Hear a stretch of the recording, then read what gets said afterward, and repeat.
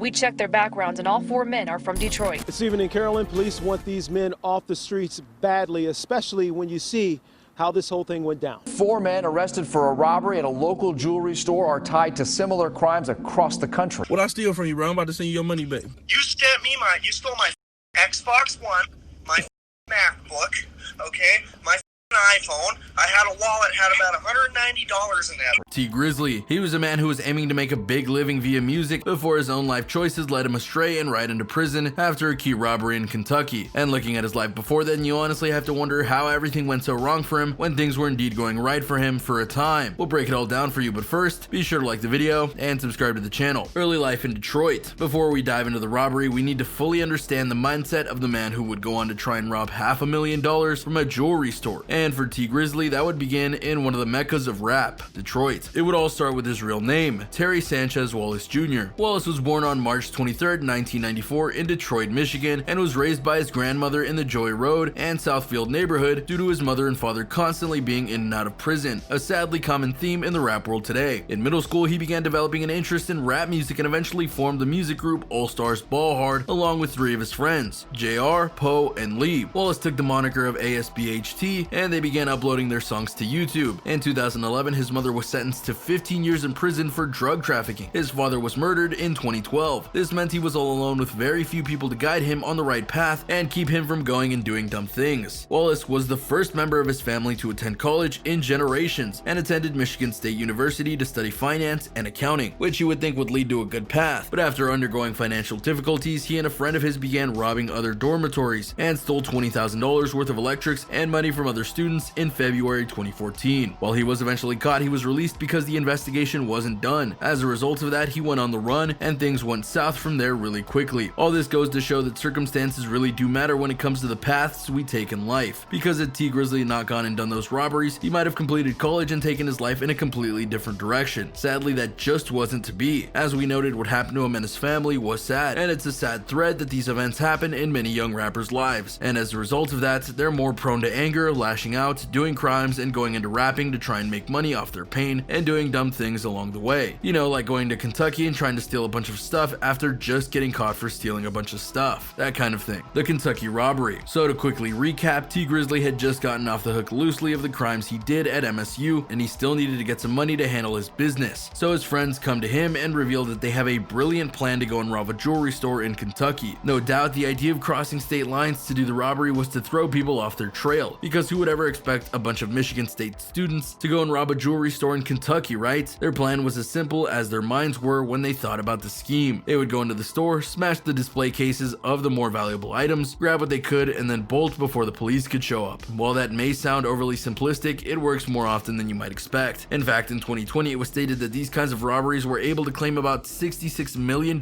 in stolen goods. So yeah, it can be effective if you don't get caught. Now to be fair, there was some planning done in the robbery, mainly in that they went and set themselves up in some apartments to go and do various scouting and other planning measures. They stole a car so that it wouldn't be traced back to them if the license plate was caught on video, which given the time was very likely, and they knew exactly the place they wanted to rob, a place known as the Castle, which clearly has fancy items there. Just look at the name. One problem in their flawless plan, because while the place was indeed called the Castle Jewelry, it actually wasn't a full-on jewelry store. If they had done some scouting on the inside or just, looked the store up online, they would have realized it was actually a pawn shop. Despite this, they did have a plan going in. The plan, knowing that any attempt at a robbery would cause an immediate police action, they called 911 and warned of a shooting at a school that was both nearby and yet far away to where they could do the robbery and not have the cops busting down on them as they left, which was actually pretty smart, which can't be said for what came next. Because as they pulled up to the pawn shop, they went in with hammers in their pockets and hoodies on. And by hoodies on, we mean they were literally wearing their hoods as they went into the store, which clearly would be suspicious in Kentucky in a jewelry store during the daytime. As they entered, they were indeed called out for what was going on. The temperature outside was really hot, and so them wearing hoodies just didn't mesh with what was going on. But thankfully for them, Grizzly noted that they were boxers trying to lose weight, and the guy bought it. No jokes about the intelligence of Kentucky folk. After that close call, the guys went and held back a bit and just examined the various look that they were going to try and steal in order to see if their ruse worked. When it did, Jettski Grizzley started smashing counters and told the guys to grab the Rolexes and get out. And they almost got away with it, but one of the customers in the store just so happened to have a gun. gun, registered of course, and they pointed it right at T's head, stopping them all cold as they didn't want to mess with it. There's a lot of irony in this, but the biggest one is that when the store owner made a call to go and get the police, it took them over an hour to get there because of the fake call that T and the crew made to get them to the nearby school campus. They were more worried about that and figuring out if it was real or not, rather than the robbery that was literally only being held up by a lone customer with a gun. Prison time. After the police arrived, T and his crew were promptly arrested and were charged with attempted robbery and more. He was put in Kentucky prison for 9 months, which he fully served. But then the twist came in, because remember the incident that caused all this back in Michigan State? Yeah, they didn't forget about his case. After they did their investigating, they charged him with various other counts of robbery and put him in prison for even more time. It was 2014 when he first went into prison, and it was late 2016 by the time he got out. So by doing these 2 crimes, rounding it down obviously, he basically lost 2 years of his life, all because he was tempted to do dumb things to get fast cash. That's just not how things are done, and obviously he wasn't able to finish school because they kicked him out of it. You almost have to wonder what would have happened if he chose a different path and just stayed in school rather than doing what he did. However, as ironic as it may sound, his rap career was honestly born because of his going to prison for what he did. Prison music. While in prison, T began to take rapping more seriously and wrote the entirety of his debut mixtape while incarcerated. After being released from prison, where he took the name T Grizzley, he released his debut single, First Day Out, in November 2016. The music video posted to YouTube gained over 2 million views in less than 3 weeks. Considering where he was before releasing it and likely the very little time he had to hype it, that's pretty impressive. He later signed to 300 Entertainment and Atlantic Records in 2017, further proving just how high he rose up after getting out of prison. Because when you get signed to a record deal, you know you've made it at least a little, and his rise was going to continue. He released his second single, Second Day Out, in February 2017. His third single, From the D to the A, featuring Lil Yachty, was released in March 2017. He released No Effort and its accompanying music video on March 31st, 2017. His debut mixtape, My Moment, was released on April 7th, 2017. Grizzley said that his record sales tripled after a song was featured in a LeBron James Instagram post, which, if we're being honest here, is pretty dope, because celebrity endorsements are a sure way to get attention and sales, especially when it's someone as influential as LeBron James. Grizzly's song T-Troid was released on July 28th, 2017. The single Beef featuring Meek Mill was released on September 1st, 2017. If you're noticing, he's getting a lot of collaborations, which is good because in the rap game, collaboration means a lot, and who you associate with in terms of your songs can define just how popular you are in many aspects. As a result of the songs he released and their popularity, T Grizzley received 2 2017 BET Hip Hop Award nominations for Best New Hip Hop Artist and Best Mixtape for My Moment. He released the song Win on October 6th, 2017. He released the song What Your City Like with rapper Lil Durk on November 30th, 2017 as the lead single for Bloodus. The two then released the joint mixtape Bloodus on December 8th, 2017. He released the single Colors on February 2nd, 2018. The single Don't Even Trip featuring Moneybagg Yo was released on March 14th, 2018. On March 9th, 2018, Grizzley had a feature in Lil Yachty's new album Lil Bo 2 in the song Get Money Bros. His debut studio album Activated was released on May 11th, 2018. In August, he received the 2018 MTV Music Video Award nomination for Push Artist of the Year. He released the mixtape Still My Moment on November 9th, 2018. In May 2019, he released the single Locked Up. In January 2020, T Grizzley released the single Red Light. In March, he released the single Payroll featuring Payroll Giovanni. His song No Talkin' was featured on the Netflix film Coffee and Kareem. He released the song I Spy on May 1st and Mr. Officer on June 5th in response to the killing of George Floyd and police brutality. The song features Queen Naija and members of the Detroit Youth Choir. He released the mixtape The Smartest on June 19th. The important thing to note here isn't just that he released songs, mixtapes, and albums, it's that he was making numerous ones. Musicians, especially rappers, are often defined by how often they make music and how popular it is. T Grizzley wasn't just making music, he was making it in bulk and growing his reach with seemingly every single one. This was a huge thing, and because of his success in the rap world, he is apparently worth about $1.5 million,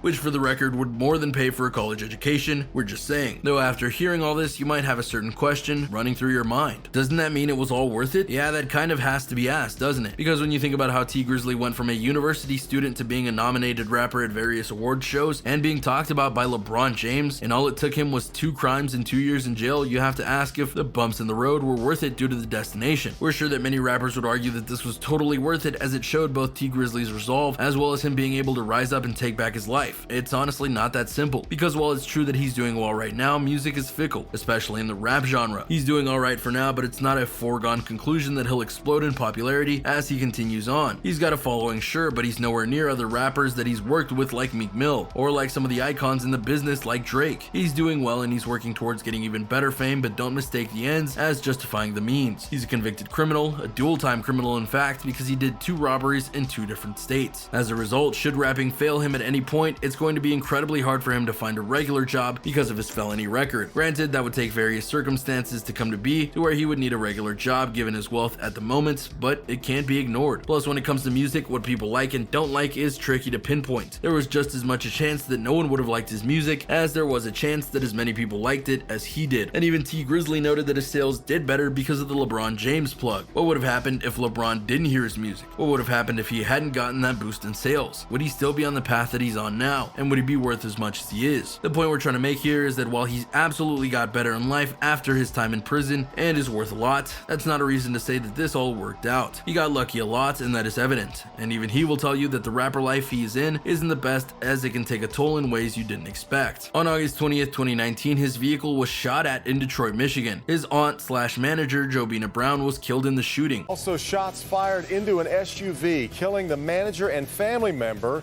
of a popular Detroit rapper. She was 41. He and the driver survived the incident unharmed. On September 20th, 2019, Grizzley released his single Saddish, accompanied with a music video to commemorate Brown's death. And that right there shows exactly how dangerous rap life is. Granted, we don't know all the details about the shooting, but more than likely, it was rap related, and that means they were trying to go after T. Grizzley and got his aunt instead. The rap world is sadly very full of violence and loss of life, and this was just another name in that very long casualty list. If you need further proof as to why the ends don't justify the means, this would be it. Because if T had finished school and went on a different path than he did, he likely wouldn't have lost his aunt like this, spending his riches. If you want a true piece of irony when it comes to T. Grizzley and his fame and fortune post-prison, you need to look no further than his bling, because T. Grizzley is famous for his very over-the-top pendants and bling that he buys, including a pendant that is shaped like his head and is basically a symbol for how his life both ended and began with that jewelry store heist. It's not subtle at all, but then again, what rappers are subtle? They're supposed to be loud and proud and go nuts with various things, you know? So why not go for broke and get stuff while you have the money? What's next? So what's next for T. Grizzley? That would be making more music and trying to bank even harder on his fame. It may sound like a simple path, but it won't be. As noted, music isn't as easy as others make it seem. There are all sorts of problems that can happen, and new talent taking your spot or attempting to do just that. But no matter what, he'll keep making music, and should the worst come to pass, we doubt he'll do any more heist. He's already proven he's not the best at those. And there you go, look at T. Grizzley and the infinitely bizarre circumstances around the robbery that he did that sent him to jail and definitely altered his rap career.